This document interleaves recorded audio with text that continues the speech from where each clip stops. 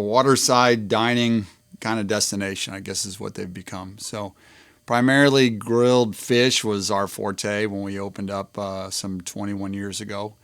But it's kind of just a waterside grilled fish, steaks, chicken, ribs, just a lot of everything. But we really wanted the grills experience to be a mini vacation. I want people to be able to get away, come out.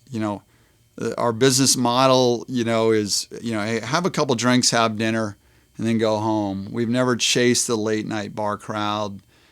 From the early days, I ran a charter boat. I got a degree in finance at UCF. But I just couldn't imagine going to work in a suit and tie and being in an office. So started a charter fishing business. And one of the things, when you catch a lot of fish and you clean a lot of fish, you really learn how to hold, prepare, and look for in good fish. I loved to fish growing up. That was my life when I was a teenager, and started mating on some boats, sport fishing boats. And one particular trip, actually mating on a boat down in Venezuela when I was, I guess, in my early 20s. We caught a swordfish.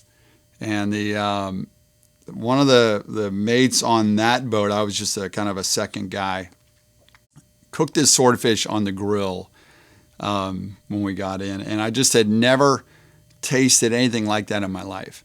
And really from that point on, I began to experiment, and the idea of doing a restaurant kind of started getting formulated.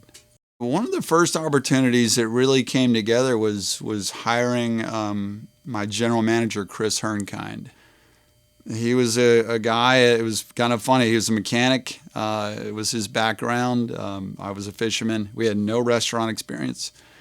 His mechanical abilities to fix equipment or to get us out of a situation in the heat of the moment was just such an amazing gift to have him on board. Because let's face it, I mean, in order for any good business to grow and flourish and do well, you have to have good people. For me, it's really a faith journey. I gotta be honest. I'm a believer in the Lord Jesus. That's who I am. When I look back on everything that fell into place to allow me to get into this position, it's really miraculous. And even the genesis of owning Sunrise Marina and how that happened was just really impossible. The marina that I used to run my charter boats out of was on the verge of bankruptcy. And I ended up getting put in position in the marina, but I had to get a first mortgage in a year's time. And it was right then that a little old couple from Indiana who used to charter me came up and offered to loan me $100,000 unsecured money out of the clear blue. How does that happen? That allowed to get a first mortgage on the marina, but then basically it was a couple years later where he came back and said, "Do you need any more money?" And I said, "No, we're pretty good, but I've always wanted to open a restaurant." And so basically for a couple $100,000, we built the first iteration of grills, which was not much more than a covered deck. There's always challenges in trying to navigate what profitability is. It's funny, people just don't understand in this business that, especially the restaurant business, if at the end of the day you walk out of there with 2 to 3%, net, sometimes that's all you can expect in a given year. And so understanding that the large amounts of money that would come in meant zero. It really, truly, if anybody is going to get into this business with the idea of money, making money, it's probably going to fail.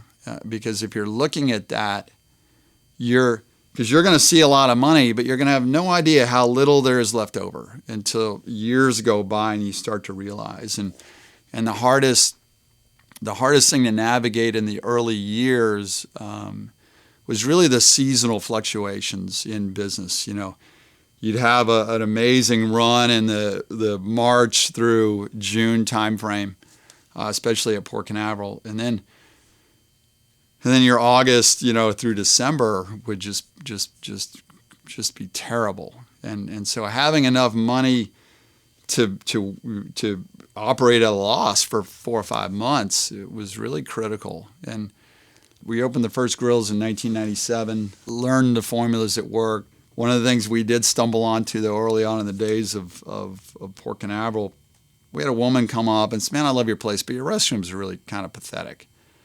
And I took that to heart. As the port location was growing, we needed to expand our restrooms. And we put every cent we had into those restrooms. At the time, it was like $70,000 just for the restrooms. But the whole idea of immaculate, done-up restrooms were just something we stumbled onto that has really just resonated with the dining public.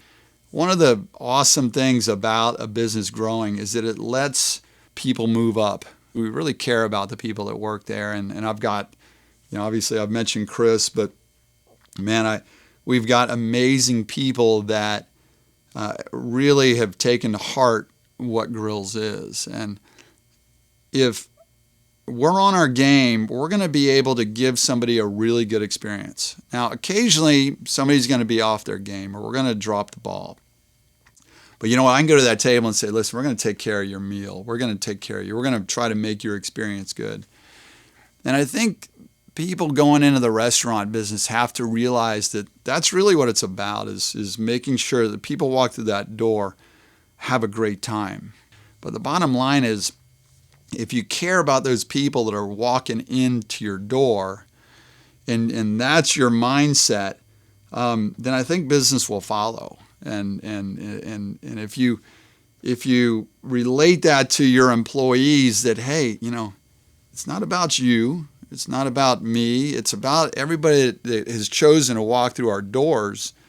If that's really your heart and your mindset, I think that'll catch on. I think that'll start to flow down to your customers.